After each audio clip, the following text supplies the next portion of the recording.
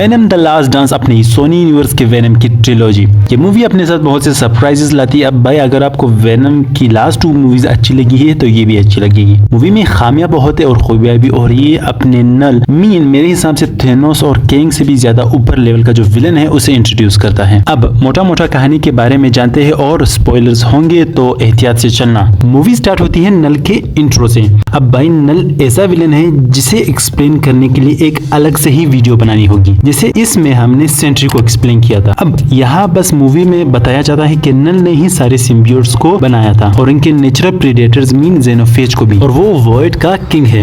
वो यूनिवर्स से भी पहले ही एग्जिस्ट कर रहा था। वो एक सिंबल है प्योर इवल का, और उसके सिम्बियोट्स ने उसे अपने ही प्लेनेट काल्टार, जो एक बेसिकली एक जेल है, उसी में बंद कर दिया था। अब नल को कोडेक्स रिक्वायर है वहां से निकलने के लिए, और वो अपने जेनोफेज आर्मी को सारी यूनिवर्स में बेच देता है ताकि वो कोडेक्स लाए। अब एडी जो अर्थ 616 में था, जिसे हमने स्पाइडरमैन नो वे होम के पोस्ट क्रेडिट सीन में भी देखा था, वो अपने सोनी यूनिवर्स में मेन यूनिवर्स में आ जाता है। यहाँ उसे उस ऑफिसर के मर्डर के इल्जाम में सब ढूंढ रहे होते हैं जो वेनम 2 में हमें दिखाई जाता है। इसके बाद वेनम और एडी न्यूयॉर्क के लिए रवाना होते हैं ताकि वहां जाकर वो बच सके और अपनी बेगुनाही को साबित कर सके। इसके साथ साथ गवर्नमेंट को भी अभी सिम्बियोट्स का सब पता है, और वो अब एक ऐसी टीम बनाती है जो सिम्बियोट्स को पकड़ सके और उन पर एक्सपेरिमेंट्स कर सके, और उन्हें लीड करता है स्ट्रिकलैंड, और वो भी अब वेनम और एडी के पीछे होते हैं। और उन्होंने ही उस ऑफिसर को पकड़ा था जो कि सिम्बियोट्स के कनेक्शन में आ गया था, तो उसे बचाने के लिए वो उसके अंदर एक और सिम्बियोट डालते हैं जो नल के बारे में सब बताता है और कोडेक्स के बारे में भी। अब जो कोडेक्स होता है वो वेनम और एडी के अंदर होता है। उनमें से अगर एक भी मर गया तो कोडेक्स भी खत्म हो जाएगा। इसके बाद जेनोफेज और गवर्नमेंट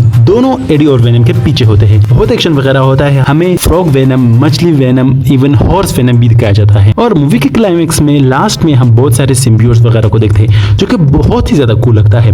लेकिन नल को रोकने के लिए वेनम खुद को सेक्रीफाइस करता है, स्पॉइलर अलर्ट, क्योंकि इतने सारे सिम्बियोट्स मिलकर भी जेनोफेज को नहीं रोक पाते और वो कोडेक्स उन्हें नहीं दे सकते ताकि वो नल को आजाद कर सके। वेनम के मरने के बाद गवर्नमेंट एडी के सारे रिकॉर्ड्स क्लियर कर देते हैं और वो अब न्यूयॉर्क में खुशी खुशी अपनी जिंदगी बिता रहा होता है और मूव ऑन ट्राई कर रहा होता है, जो कि ऑब्वियसली हम सबको पता है नहीं होता, बस हम उस दर्द के साथ रहना सीख जाते हैं। इसके बाद पोस्ट क्रेडिट में हम देखते हैं कि नल का ये डायलॉग जो बताता है कि जब नल आएगा बहुत ही भयंकर फाइट होगी, और वो बोल भी रहा था कि मैं सब खत्म कर दूंगा और तुम देखते ही रह जाओगे। इसके बाद दूसरे पोस्ट क्रेडिट सीन में हम देखते हैं कि वेनम का एक छोटा जो ऑफस्प्रिंग होता है वो एक कॉकरोच के अंदर चला जाता है, क्योंकि मूवी के रेफरेंस में भी बताया जाता है कि कॉकरोचेस काफी सालों से दुनिया में है और वो काफी नेचुरल डिजास्टर को भी बर्दाश्त कर चुके हैं और वो आसानी से नहीं मरते। इसका मतलब ये है कि वेनम पूरी तरह से खत्म नहीं हुआ है, वो अभी नहीं लेकिन काफी वक्त बाद वो एडी के साथ दोबारा आ जाएगा और शायद तब कोडेक्स दोबारा आ जाए। यहाँ एक थ्योरी ये भी है कॉमिक्स में कि जब एडी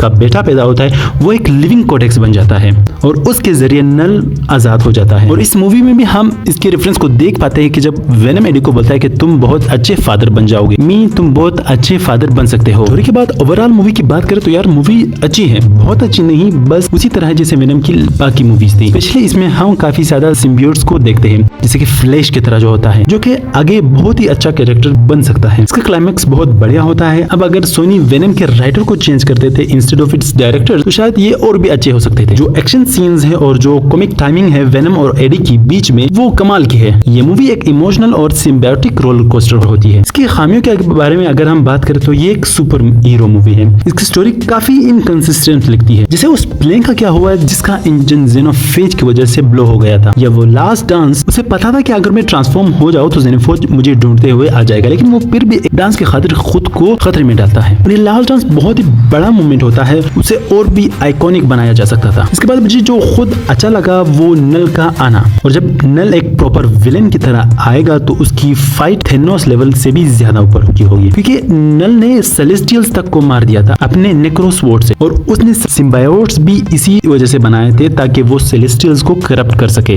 जो भी सेलेस्टियल्स की पावर है वो उसे यूज कर मेन यूनिवर्स को बना सके, वो सारी वो पावर्स यूज कर पाए, इसी वजह से उसने अपने सिम्बियोट्स वगैरह बनाए थे। और सेलेस्टियल्स की सारी पावर नल के हाथ में हो तो सोनी थोड़ी अपनी ग्रेटेस्ट विलन को वेस्ट कर देगा। तो इसी के साथ इस वीडियो को एंड करते हैं, और अगर आपकी भी कोई थ्योरीज हो और अगर मैंने कुछ मिस कर दिया हो मूवीज में तो कमेंट्स में जरूर बताना, और याद रखना सब्सक्राइब जरूर करना, बेल आइकन दबाना नहीं तो नल को वापस बुला लूंगा। मिलते हैं नेक्स्ट वीडियो में, तब तक देखते रहिए AK एक्सप्लेन।